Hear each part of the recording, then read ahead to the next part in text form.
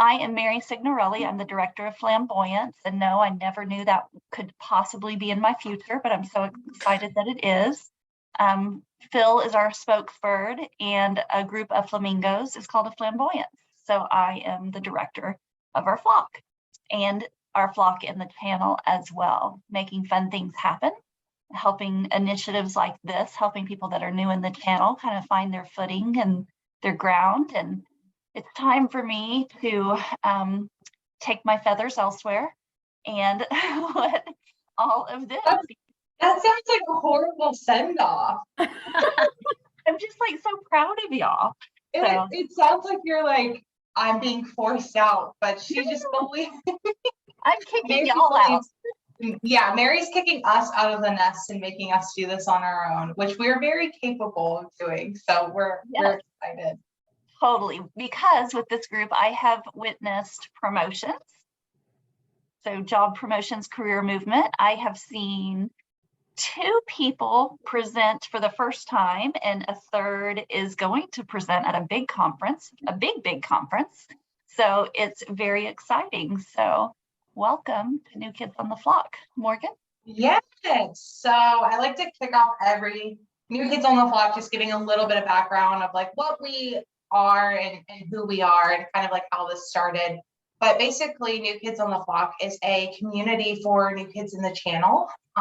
You don't even have to be a kid. It doesn't discriminate against age. If you're new to the channel and you need to learn, we are here to help with that. So without further ado, Taylor, do you want to kick things off with a little intro of you, what Connect Booster is, what you do? Perfect. Yeah. Well, my name's Taylor Thorson. I am the channel manager here at Connect Booster. It's kind of fun because this week is actually my two-year anniversary. I don't know what day it is, but I'm pretty sure this was like the first week I went to my first conference, which I think I met Morgan at. So that was a Robin. So it's just crazy kind of how fast time seems to go by. But Connect Booster's been around for a while. We've been around since 2014. We're an accounts receivable platform that integrates with tools you're already using to just help our partners get paid faster, easier, and more securely. Nice. Taylor, over to you. What did you say? Sorry, couldn't hear you. Taylor. Okay, sorry. Yeah, my name's Chandler. I am a partner growth manager here at Mail Protector. I've been here for about 9 months now. Mail Protector, we're an email security solutions provider exclusively for MSPs. I work in the partner retention and partner growth side of the sales department here at Mail Protector. Nice. And that is a promotion as well. Yes, new role for me. Yeah. Congratulations. Thank you. We love promos. All righty, and without further ado, Kelsey. Yeah, my name is Kelsey. I'm coming to you live from a hotel room in Virginia, road life as it is. I have been the community coordinator at QuickPass for about 5 months now. I've been in the channel about 1.5 years, and I actually counted this morning. This is my 20th trade show. So I know that does not include virtual ones. But yeah, so QuickPass believes that cybersecurity should not impair your productivity or efficacy as an MSP. And we have 2 products that we provide to help combat the idea that in order to be more secure, you are less productive. Nice. And I am one of your hosts, Morgan. I'm a channel engagement champion at Gradient. This basically means I spend about 90% of my time on the road with MSPs and vendors. Gradient offers a billing module that is the easiest way to reconcile billing for MSPs.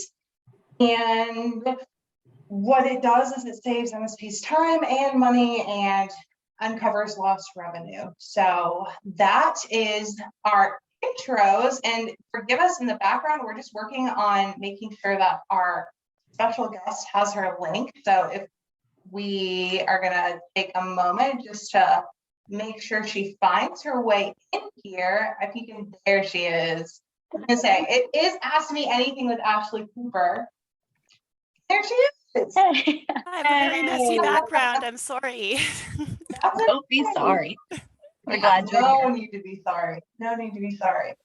So Ashley, we just went through intros of all of us. Well, first, how's your day going? Good. It's a day. It's just another Tuesday.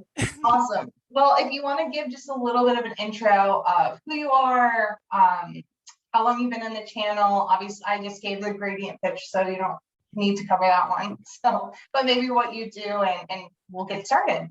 Yeah. So I'm Ashley Cooper. I started in the channel back in 2009. Started out an MSP actually myself. I was a dispatcher, tier 1 help desk, grew into integration specialist, recognizing, that we needed all of our systems like connected to be able to do our best job. As a dispatcher, especially, like I recognized that like I had some technical skill coming in, but really the thing that helps the most is making sure that you kind of understand like who's good at what jobs and how to kind of align those things. So organically, it kind of became my responsibility to manage the PSA and manage the RMM and all the third-party integrations. And so I moved on from there after a couple of years. They were having some challenges, so we just kind of I made a decision to switch into being a consultant. And so I gave them, they were my first consulting company, and gave them kind of like a first pass deal, grew a bunch of other consultant work in Canada just through word of mouth on facilitators at user groups and stuff. And then did that for another 4 years or so before I made the switch into the vendor side. So I started at Aavik in 2017, did that until just last year where I joined Gradient. And I love so, it. yeah, now I'm focused on bringing all of the knowledge that I have about MSPs and about how they work and the things that matter to them to the vendor side, and kind of holistically make sure that we have that feedback loop between us all, and also kind of working on the community side as well, volunteering as MSP Geek administration as well. So, yeah. And Reddit, our MSP, yeah. Yeah, we needed you on the panel when we were talking about social media. You have an extensive experience with Reddit, I think, right? Well, actually, the like I spend most amount of my time on Reddit, just like as kind of like as a creeper, just reading. And I recognized really quickly that it's a great place for you to go. And, so many companies are struggling with like understanding MSPs. And so like, there's so many like natural reactions and opinions and stuff that just kind of come out there. So organically, just kind of connecting those pieces together and identifying where they fit in. Yeah. Love it. Love it. Well, I'll go ahead and get the questions kicked off for you. Are you ready to be drilled down? Sure am. Awesome. I feel like we need a flashlight on her, like a I know, spotlight. yeah. This is an interrogation, actually. So what brought you into the channel, Ashley? I applied online on one of those like job sites for this position that I knew nothing about, but it sounded really interesting. And so it was like, oh, go and be help desk. And so I mean, it's technically not channel, but like they're branching out a little bit more, but communication providers, ISP. So before I went to the managed services company that I worked for, I was working at an ISP. And so naturally, like I was kind of in those help desk kind of places. And so this role seemed really interesting. It was, oh, well, you're not working for any one company, you're working for all of these companies and you're doing like help desk. And I was like, that sounds neat. Never heard of that before. So I applied and they were like, oh, we actually need you to have a car. And I didn't drive yet. And I was pregnant with my second child by the time I got my license. So it was I was like, oh, I don't drive. And they're like, okay, well, why don't you come be our dispatcher / sit at the desk and remote help desk kind of person. And that's how that started. Nice. Well, what were you doing before that? Yeah, so I was working as tech support at an three different ISPs actually. I worked for a local dial-up provider, and then I worked for a DSL company, and then I worked for a larger Rogers overall telecommunications company, and so then moved from there into the MSP. So it's always kind of been IT-ish, right? Ever since I was, I think my dad brought home our first computer. Oh my God. Well, I had a computer. I had like a Commodore 64 from when I was like super young. But then like my dad got the internet when I was in grade 7, and we had this 14.4 dial-up modem that was smoking so fast. And all of my grade 7 classmates would be like coming to me being like, can you look up this for my research project? And like, I'd be like printing stuff off for people and helping people with their internet. So I got my start in internet super, super early, and it just became something that I was really passionate about. Yeah, and now look at us. Everyone's on internet. Yeah. It's like you started as a help desk technician in grade 7. Yeah, pretty much. Yeah. Definitely in research too. Cool. Well, if we just kind of want to go around the room and just, ask Ashley what we want, make her as uncomfortable as possible. Just put the spotlight on her. Chandler, what do you want to ask Ashley? Yeah, so I went for a little bit more broad, kind of spiritual, I guess, questions. But I think my first one would probably be, how do you think working in the channel has allowed you to have like a fulfilling career? How does it give you that sense of fulfillment?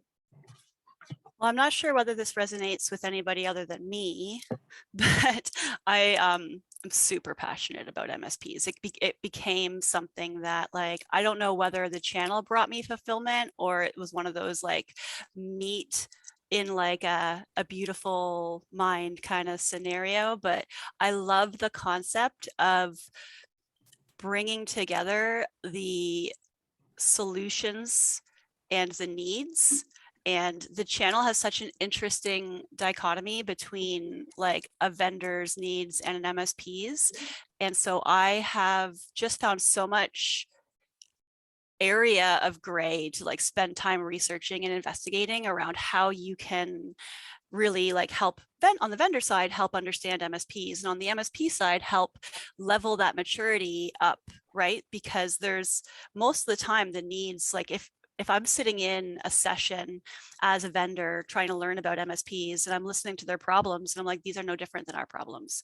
We're all trying to understand our customers. We're all trying to make sure that we're bringing that best experience, but it means different things. And so trying to use what we know to drive awareness, and there's always opportunities to do that. There's never like a dull moment where it's like, well, I've learned everything, right? And so that's where most of that passion kind of regenerates every year, is like there's always something new to like either share with somebody who doesn't know it or to like build out in the community.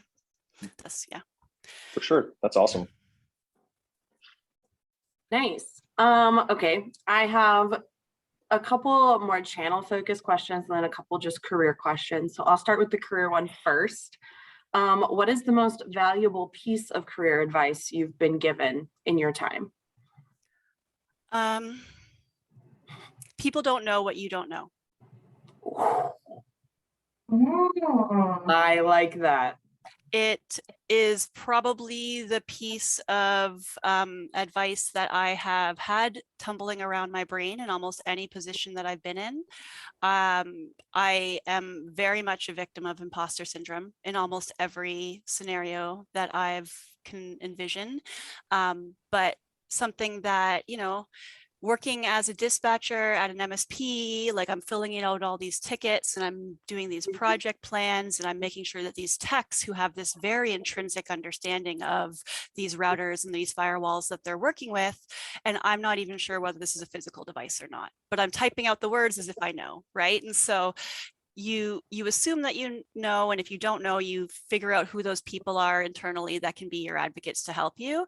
I love to have a beginner's mind when it comes to things like this, and I'm like, oh, blah blah blah appliance, and I'm like, well, when I think about appliance, I think about it like a stove or a fridge or something. Like, what does appliance mean? And they're like, oh, well, this is just like a network layer, or this is an element, or like, oh, this is a virtual appliance, meaning like it's like something carved off of something else, right? And so figuring those things out, you don't have to know what they mean to be confident in what you're saying, right? And so that's probably the biggest piece of advice that I've been given is like, just because you feel uncertain with something that you're saying doesn't mean that the person on the other side knows. Totally. Yeah. I think You know that goes what? with the trend we've kind of talked about before, is like, it's okay not to know things. And like, I really like that though. That definitely builds on that. And actually, Victor had a question for you, Ashley. He said, what do you think is the biggest challenge MSPs face today? Well, I guess how Which one? esoteric do we want to go with that, right? I think one of like the broader, more impactful challenges that we are dealing with is that MSPs don't necessarily face this challenge as much as their vendors do, but okay, so it's like on the security and on like, you know, supply chain. I think that the biggest challenge for MSPs right now is understanding how to manage up to their vendors, understanding how to resonate their value. And then from like that struggle, there's a lot of vendors who will be focusing on their own initiatives and their own objectives, and rather than solving for their customers, they're trying to solve for their own and saying to their customers, here's why what we are providing is what you need versus here's how we're solving your problems. And so from an MSP perspective, you really kind of have to have a lot of buying power, or you have to have the ability to kind of have that voice to get yourself heard in some of these places. So yeah, I'd say that the biggest struggle for them right now is that people don't really understand their businesses as well as they should. That was very insightful. Yeah. Yeah. Awesome. Well, Taylor, do you have any questions for Ashley as well? Yeah, I mean, that's hard to follow up. That was really good. And you kind of touched on it, but I was gonna say, like, what's the biggest challenge that like vendors face, which I feel like you kind of answered to it, but if you wanted to expand on that. Yeah, I guess I can say like kind of on that same topic, like if we were to flip that around, one of the biggest challenges that vendors face is that same thing. So maybe I'll touch on the other problems of MSPs a little bit differently, but from a vendor's perspective, we're all very closed door with our initiatives and with our strategies and with our like how we understand our customers. And there are some companies out there that have done fantastic research, and there is fantastic research out there, right? And so it's that feedback loop. It's now what do I do with all of this information and all of these disparate sources, and how do I actually bring that together to like understand here's who would value from our product. And you know, like a lot of places will assume like, oh, it's the MSP size that matters the most, and so we're going to go after people that are 20 plus, or we're going to go after this or that. But maturity is measured in so many different ways. Some of the more mature MSPs I know are 3-person shops because they've really figured out how to like set that scaling and develop those partnerships. And so identifying who those people are that I recognize and value partnerships, you know, like if you're an MSP that started as a VAR or started as a CSP, you're already naturally in that state of, I need to have these other partnerships in order to deliver my best services. But if you started out as more of a break fix, or if you started out as more into the like, my time is my service, then you don't really know how to build those relationships. And a lot of vendors don't know that they don't know how to build that because they think they just look at the state of their business as a whole. They're like, oh, they've got 10 people, they do their agreements this way. They must be operationally mature. They must know how to sell. Operational maturity doesn't equal growth motion. And so growth motions can be very different for different types of companies. And so if you are a reseller at heart, then you will have those conversations from a sales perspective, and that makes it really easy to sell to them because they just get that. Whereas if they're trying to have more of the efficiency and chocolate cake conversation, there's a lot more nuance that has to go in. So I'd say that that's kind of the vendor side of the same thing that I was mentioning on the MSP side. But yeah, from the MSP side, again, to touch on that, I think Mary touched on it, right? So like if there is if they aren't coming from that reselling background or from that value added partnership, they might not understand that there needs to be that conversation to say, you know, this is how our partnership works best, and you need to be that trusted advisor for them, as opposed to just kind of doing whatever they ask you to do. Awesome. Really David, good. on that as well, talking about challenges, I wanted to kind of know, like, what challenges, the way I wrote the question is not the way I wanted to ask it, but was there a time where you messed up or you felt like you failed, or a challenge that you faced, and like, how did you bounce back from that, like, yourself? Did I stumble? No, I'm just trying to think about where I want to focus. Because like the thing, and this could very well be a core value of mine because of how stressful a situation like this is. And so I think that more so like techs at an MSP might resonate with this a little bit more. But like when you're making changes to a database, or like, I'll give an example, like I was super gung-ho learning SQL all by myself, identifying all of the tables of ConnectWise so that I could really bring out a bunch of reports that can provide insight. And so I was doing all these back-end changes, doing backups of the database, and I had to do a big delete. And so like there's like these things when you're like doing like deletes of subsets of data, you know, like you can get that, it's like you're about to delete X amount, like how do you want to continue? And it's like so stressful. Like one time I actually accidentally changed all of our work rules, all of our work types and work roles, all of our work roles. So like what defined our hourly rates to like a non-billable setting. And so like our entire, luckily I was able to see what it was before and easily switch it back. But it was one of those things that was like so stressful because I was like paranoid.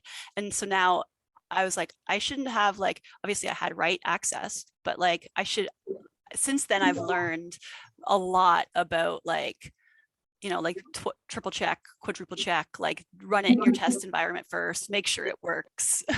So that was probably my meticulous, like double checking nature to make sure that like everything is working the way it's expected to, probably stemmed from that dramatic week of my life back in 2010. I was going to ask when it was, and you said you joined. So like within your first year that happened. Yeah. Oh, no. Oh my gosh. Well, it got too comfortable, right? And that's the thing. It's like people will be like, oh, I know exactly what I'm doing. Like, I'm just like, select star from blah, blah, blah, and just moving along like, oh my God, I actually blew up our entire database. I made a document. Well, I asked because I made an oopsie today where I tagged the wrong company in my LinkedIn post, and they reached out to me and they were like, hey, thanks for the tag, but they don't work with us and you tagged the wrong company. And I was like, which obviously no harm, no foul, but I was like, maybe I got too comfortable, and I just like, boop, boop, boop, and it was I did that once. Just actually, I think I did that the other month. I was looking through some of our community engagement from the MSP Geek side, and I wrote this article about first year learnings, and I did this graph around vendors who were engaging, and I did a shout out to them, like congrats on being community minded. And one guy worked for another company at the time, but then had since left, but stuck around in MSP Geek and was still kind of chit chatting and stuff like that. And so like I had called out that company. I'm like, congrats to these people. But I was like, oh, like he's actually not even there anymore. Just a free shout out. Yeah. Nice.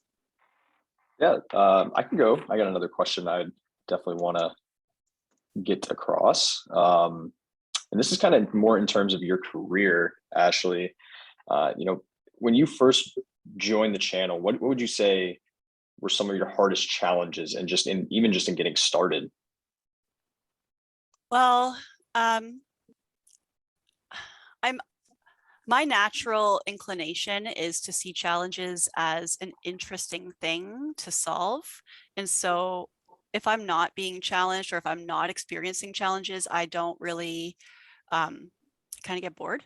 But I would say that like holistically, probably the biggest challenge I faced was that I was 22, 23, maybe 23 when I started at Xylotech. And then I went to like, the first thing that they did was they saw my natural tendency to like automate and integrate. And so they were like, here, own the PSA, own this, own that, connect them together, go to IT Nation. So my first IT Nation was in 2010. And I mean, I look young now. So I looked young then, like I looked like I was 16 when I was 22. And so like I'm walking down this little vendor hall in like these hallways. And at that time, you know, like it wasn't a thought leadership conference, it was like the software. And so I'd be sitting in these sessions and I was like one of the only females that didn't work for the company. And people, especially then, like as I kind of was going there, people started to know who I was. But when I started to do my own consulting company, I was also still like, it was like 2013. I was still like super young looking, and I'm trying to talk to these, like in a lot of cases, like old men business owners who recognize what I was able to do, but how can I like set myself up to like talk to you at that level that you're at?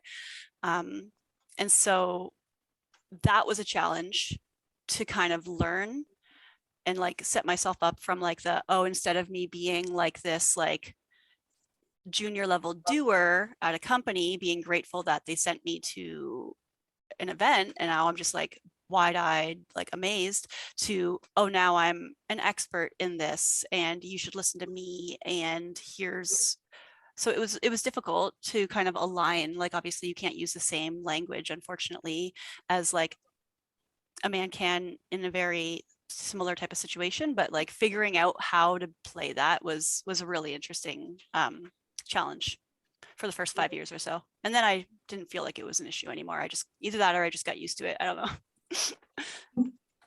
I think that kind of ties into what you were saying. Like people don't know what you don't know. Yeah.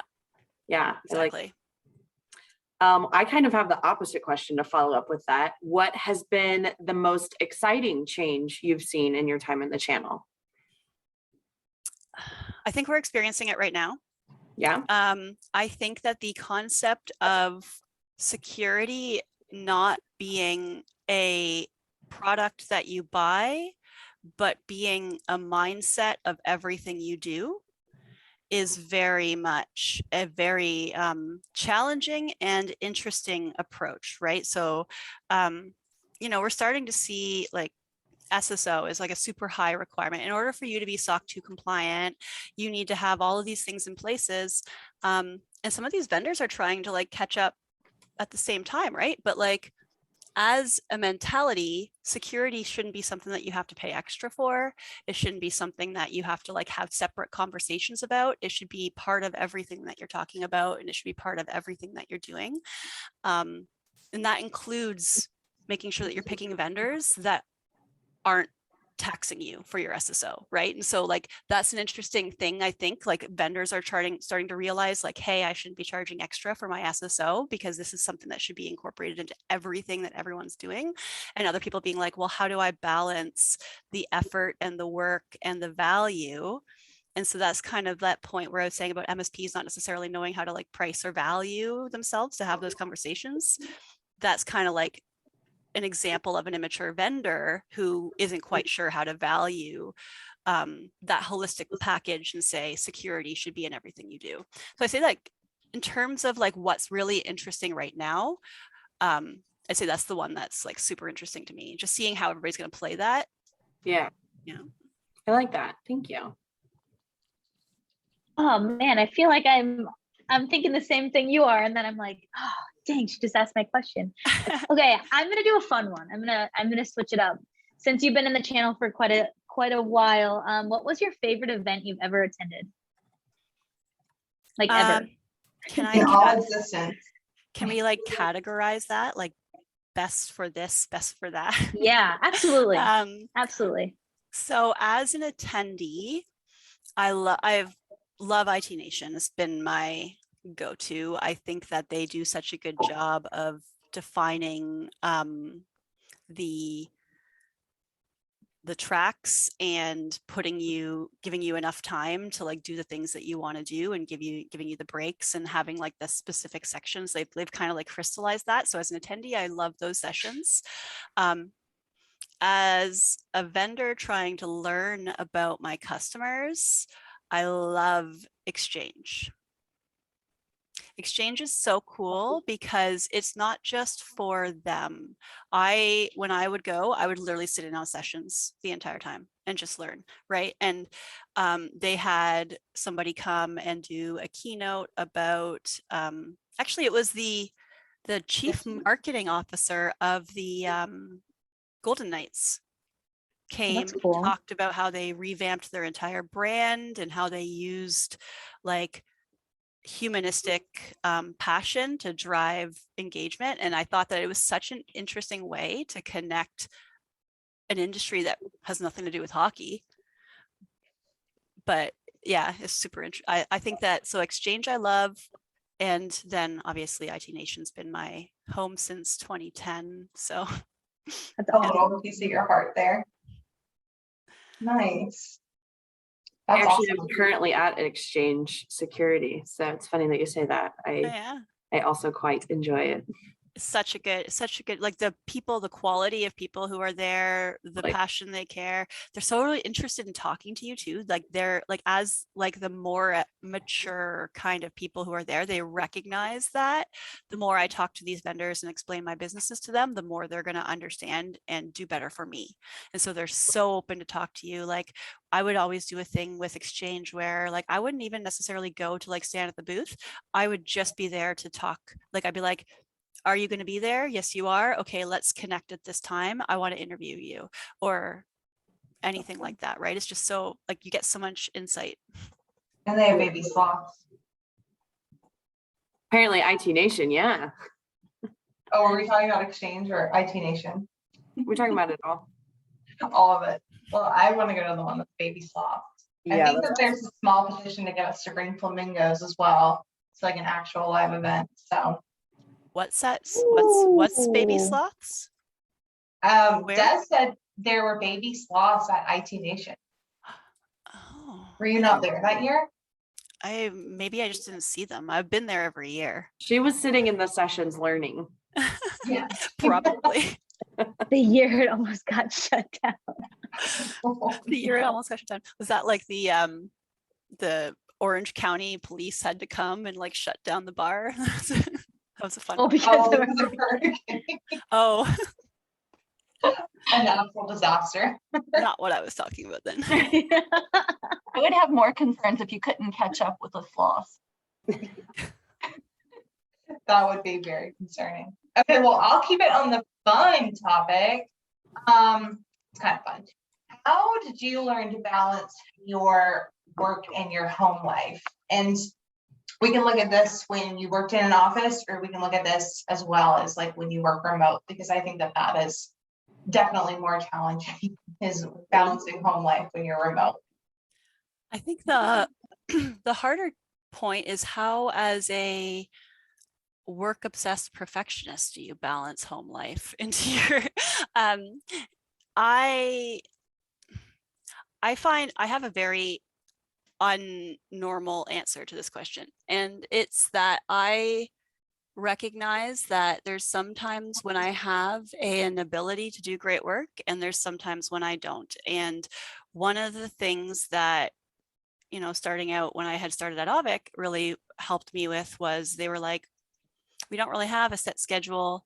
We don't really have like it's unlimited vacation, as long as you're getting your work done, right? Like kind of a mentality that they had, which was so fantastic for me as somebody like who's got like neurodivergent learning tactics. I'm much more like, I was saying to somebody yesterday, like sometimes I do my best work at 11 p.m.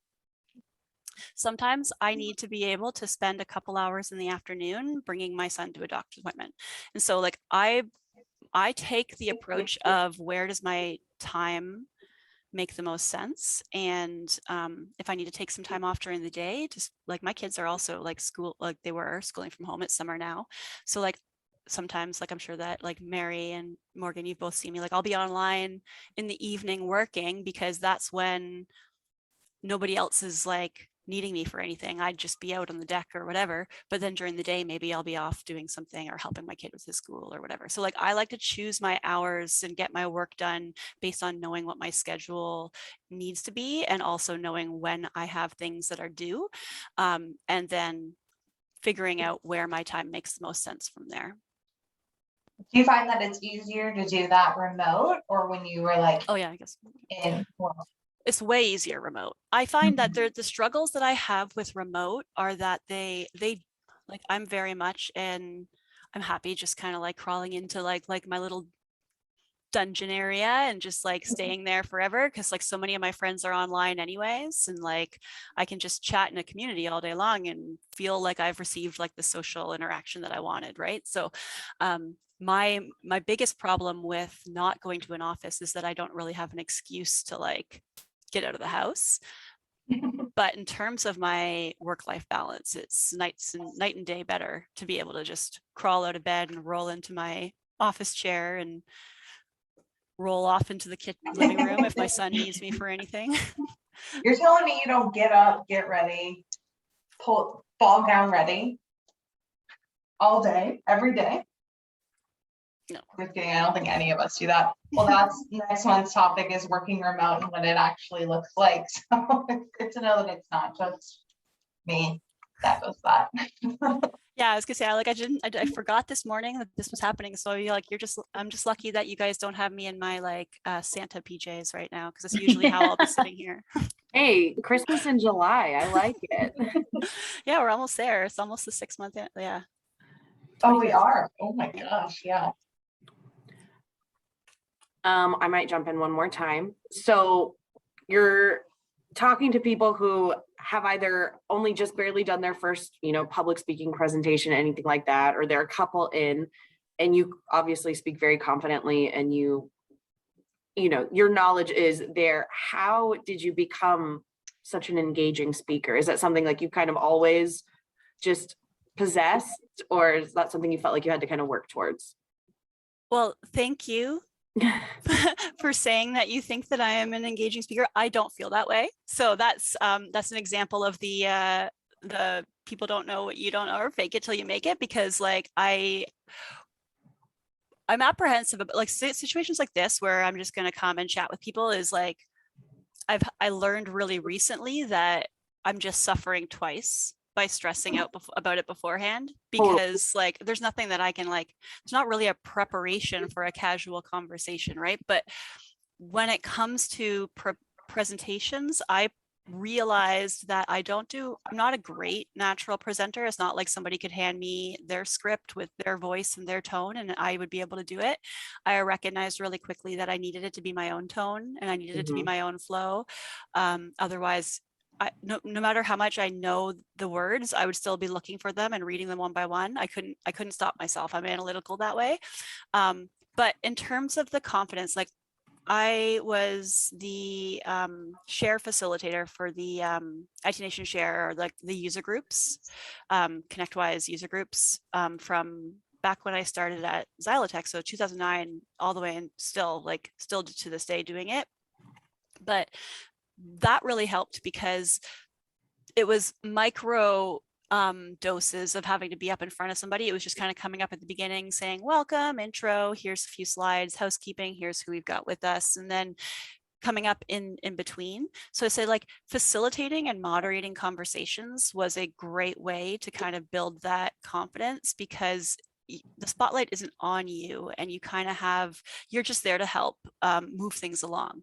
And so from that perspective, I probably would still kind of have this paralyzing fear of ever doing something if it wasn't for that, right? Because it's also like the same type of people, you know who they are, you're a bit more comfortable with them, so you can kind of throw in a joke, and if it doesn't land, it's okay. But I wouldn't call myself confident to this day, but okay. Yeah, I guess that's the I know example. I definitely feel like that even with this webinar, like I feel better every month, you know.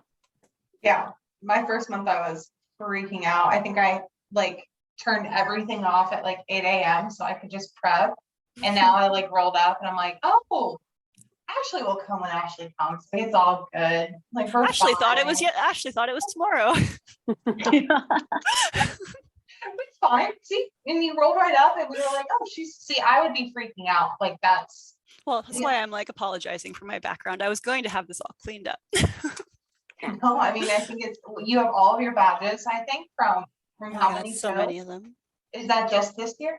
No, I actually have only been to 2 things this year. I have some that aren't even mine. This is the VP of product from Avic. Is that more imposter syndrome? Yeah. I thought it was always fun to just switch badges with people and be like, I'm so and so. Alrighty.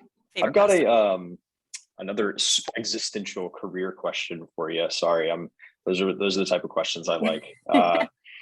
But if you could go back, or if you had to go back and start your career over at the channel or in the channel from the beginning, what would you do differently, and what would you do the same? If you would do anything differently. Yeah, I think that on the different point, I might have tried to push through my assumptions that I wasn't ready yet, or I wasn't the right person. Like this is the most simple example I have was I didn't apply to the like Women of the Channel nominations until like my 3rd year at Avic, because I was like, this list isn't for me. This list isn't for me. This list isn't for me. Like, this is for executives. This is for people who are far more important and powerful than I am. Right. And so like, that's kind of like, if we're looking at like nominations, and if we're looking at like certifications, and like, I would very much be like, oh, I'm not ready for that, or I'm not smart enough, or I'm not. And so like, those were the things that if I could, and I've learned like a lot over the past couple of years, I would have loved to kind of like set myself up for success on those a little bit earlier, and kind of take away some of that assumption that I was still just kind of a junior or a baby in the space earlier on, and had a little bit more confidence in my abilities. And that would probably be it. Yeah. I think everyone can be more confident. Yeah. Like that's, Like I think that, yeah. it's like a core thing. Like I think everyone can be more confident and be more confident in themselves. And that's like what new kids like here. Be Well, and confident in themselves. I think a big point too is, I mean, I can relate it to my teaching experience, is it was always great to get new teachers in that had fresh ideas. Like if your lesson plans are laminated, you probably need to retire. Like, so Yeah. having like just this group and hearing, new ideas for things, new kids on the block, which has never been done before, like you've got to keep things fresh. And I think that just acknowledging that you guys are so valuable to the channel. I think it's just, sorry. I also think it's just like having like you were saying, confidence in yourself, because sometimes I think we're easy to be like, oh, I don't know that, I'm not sure. And it's like, oh, you always know so much more than you think, and you learn so quickly. And it's just like, be okay with what you know, and like, a lot. Don't be afraid to speak up. Yeah, For sure. yeah, for sure. Well, and I think Speaking up it's in the- meetings. Yeah, that's That's a what big I one, struggle too. with. I think the most for new kids is like, I didn't feel like I could use my voice like in areas because I didn't have as much experience, or I didn't have like existential knowledge of like what we were talking about, but like what I had to say matters, and like my ideas do matter. And I think that that's like a big thing when you're new, is like being really scared to say anything because everyone's going to judge you for it. But that's like not the case in your organization. Like they care about you and want you to succeed too. But if cool. people are knocking you down, or if you're not, or if you are feeling like you are being dismissed or silenced, you just recognizing that they are the ones that are on the wrong side of history. That's so true. You are the future. You are the ones that are like actually speaking up instead of just sitting there being like, I assume, right? And so yeah, because all we can, if we just sit back and watch everything unfold, like we're not paving the path for the next generation of the channel, like in like what we're building. So we do have to like speak up and have that voice and opinion. So on this topic, actually, what advice would you give to a channel noob? Any Don't act, channel noob. don't act like you're a noob. Pretend like you're an expert. If you, like, I have a good example of, when I was, again, when I was at Avic, I was new to the vendor space at that point, but I had extensive knowledge on the PSAs, right? And so like, I didn't understand the nuances of how vendors worked or how to talk about those types of things, but I did know about MSPs and their businesses. And so like, I went to, I think it was like an HTG service summit. Like it was one of the very first shows that I ever went to as a vendor in April 2017. And I had brought one of my new coworkers. She was literally 2 days on the job. No, she worked for like a pharmaceutical company before. No idea what MSPs were.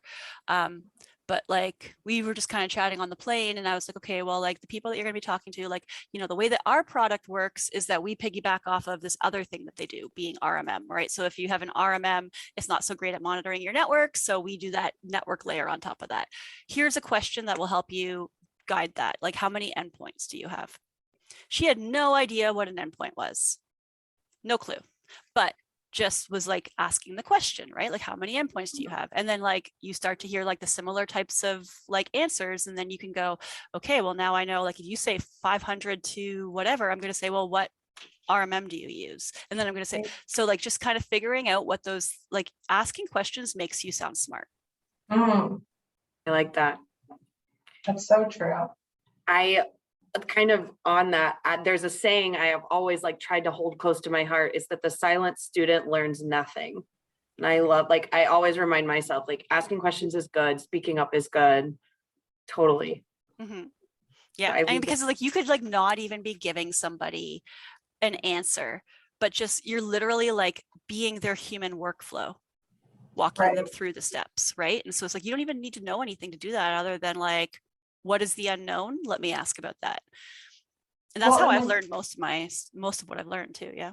Yeah, well, and the questions that you were asking like took me back to my cold calling days and like mapping, like a call mapping. Like when I first started cold calling, I just had like this script that was like, I know you're an MSP, blah, blah, blah. Here's the product, like, here's what you want to do.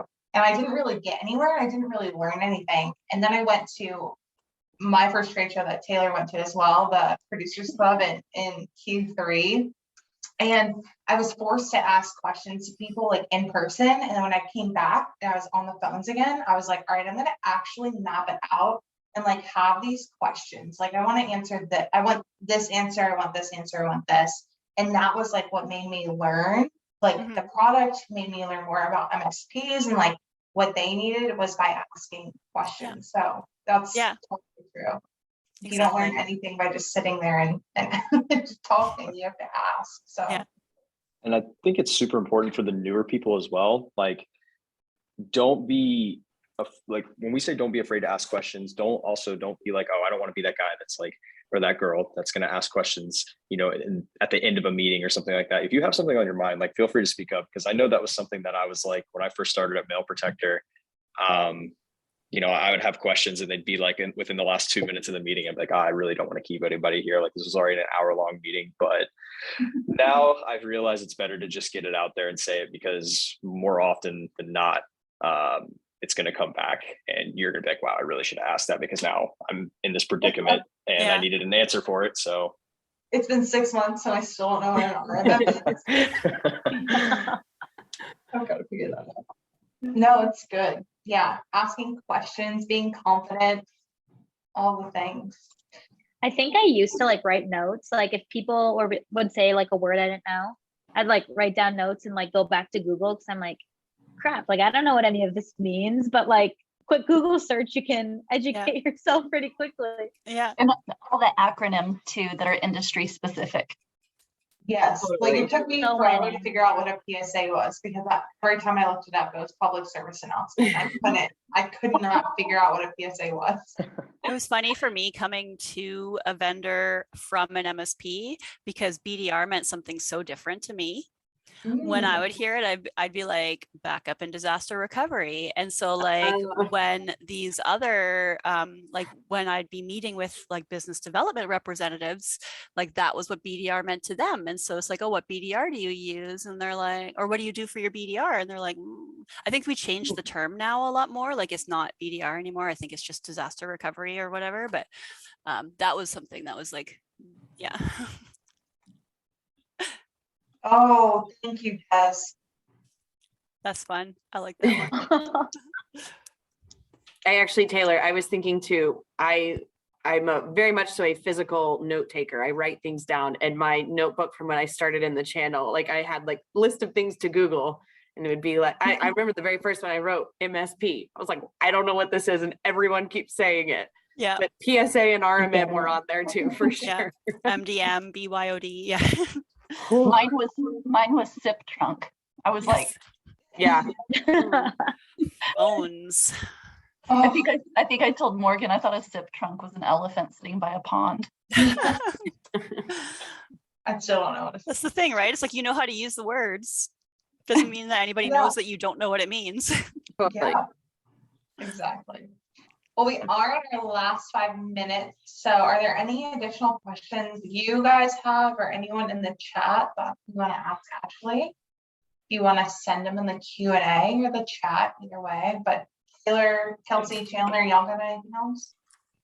That wraps I up just my wanted, list. I just wanted to say thanks to Ashley, especially. This has been so awesome, and the knowledge you have has been so cool and so great. So thank you for joining on this. I had no idea what to expect, so this has been amazing. So thank you. Can I ask each of you a question?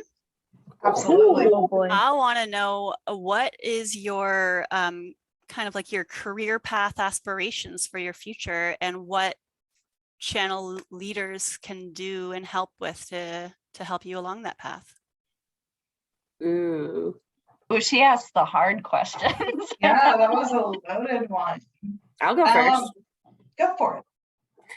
So I will definitely say I didn't know what the channel was when I was first coming up with my career aspirations and my time in it. Maybe I don't have like a super solid idea, but I've always said, and I know for sure, I want to work directly with people, and I want to know that I'm making a difference. And I think that I've found that within the channel, like, how you're helping MSPs, and you're talking with them so frequently that you can kind of re-navigate where you're going in order to better help them. And I super appreciate that. So though I don't have a super solid answer as to like what or where, I definitely think I'm in a good position to be moving whichever way it takes me. Awesome. I could kind of go next because I would say I have a pretty similar, I want to go down a similar career path to Kelsey. I love problem solving, and I want to be somebody that's dependable. When, clients, customers, MSPs come to me with problems, I want to be able to help them.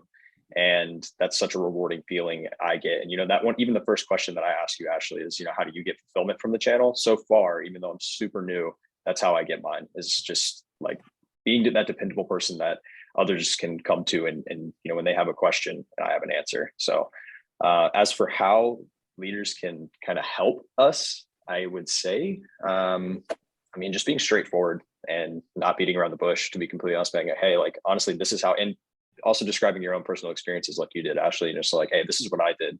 And, maybe you could try this and go down this road and see what works for you. So. Yeah. I can chime in. For me, I like to look at like what my strengths are and like what I enjoy doing the most. And so one aspect of my role now is that I love being around people and, nurturing relationships. And what I think I want to continue to do is kind of similar to like a major like account management role or something maybe bigger than that or smaller than that, but really keying in on relationships with partners and being able to help them grow and be there for them. So kind of like problem solving, but a little less puzzle piece. But the way that I can get help from leaders is, I think, just, if you know me and you know that I need to work on a certain skill, or like you think that this would help me take the next step to get to a role, that I would be able to like build those relationships, provide that feedback, give me that constructive criticism. anything like that I think is really helpful, because I learn personally by getting feedback. Like if I'm doing something wrong, I don't know I'm doing it wrong unless somebody tells me, unless it's like an obvious thing. So I think just having that support system that, is there to help me grow, that's what would be able to make me move a little bit further. Ooh, that's good. For myself, I love the engagement aspect of the job, but I would love to probably move more into like a strategic, like go to a market type position where it's like we have so much knowledge in the channel. We have so much knowledge on like how to help people, what they need, what they do like and what they don't like, and take that knowledge and use that in like a more product centric way of how can we increase our like overall reach in the channel. So like mix of that and maybe like product marketing is where I kind of hope to see myself like start kind of evolving and moving. But I always live by this thing of like, people never know what you want unless you don't tell them. And so like, even here at Connect Booster, I'm very upfront with like what I want and like where I want to see myself go. And I think that's just like a really important aspect of like where you want to take your career, because if you don't say anything, no one's ever going to know. Yeah. Absolutely. So get us there. I just say we take over the world. I love Right. that. I almost said girl power, and then I was like, oh, sorry. well, Chandler. I have No. noted though, is we have talked about how male dominant, the industry is, but I think we're seeing it really level out. And poor Chandler, he's the only guy on Oh, this one. I don't more, think that's more power to you. More power to Yeah. you. So Right. it's We're nice with to the good see that. group. Yeah, for sure. Well, this has been so much fun. Ashley, thank you so much for sharing, just being you. open and letting us ask you So cool. anything. Thanks for having me. It was fun. Yeah. And I then was Morgan's going to share. I know. Do you see hopefully you can see the right screen. But I was going to share. Do you see the presenter view, or do you see the actual presentation? No, we're seeing See yours. your Oh, screen. perfect. I was going to say I might be screwing up here, but yes. So next month is going to be our first one without sweet mother Goose here. But we are spreading our wings, and we are going to be doing it next month without Mary. But what you're working from home with is going to be like a remote office tour, how we work remote, remote work attire. So everyone wear your pants next month. But yeah, you guys can scan that QR code and it will take you to the landing page just to get registered for that. If you want to do it early. So Ashley, you'll have to switch your, or I'm sorry, not Ashley, Morgan, the QR code's not up. We don't see it. Next slide. What slide am I on? Flip The red, the, white, and green. you're on the protected view section. All right, let's stop. Oh man. See, I'm gonna go ahead and say we already need Mary. How about now? No, that will be fine. You guys see the Mary, QR? you better. No, you're not sharing Not sharing anymore. yet. Oh geez. Well, and I lost you guys too. I can't find the Zoom in. Oh, that's the worst. Okay, so what I'll do instead is I will just go ahead and post the chat later. I love it. Way to pivot. Pivot. Anyways, thank you, Ashley, so much for being here and for coming, and glad you made it today. Thank you so much. And you have an hour free tomorrow now. Yeah, I know. All right, you kids. Thank you guys so much. See you next month. Bye.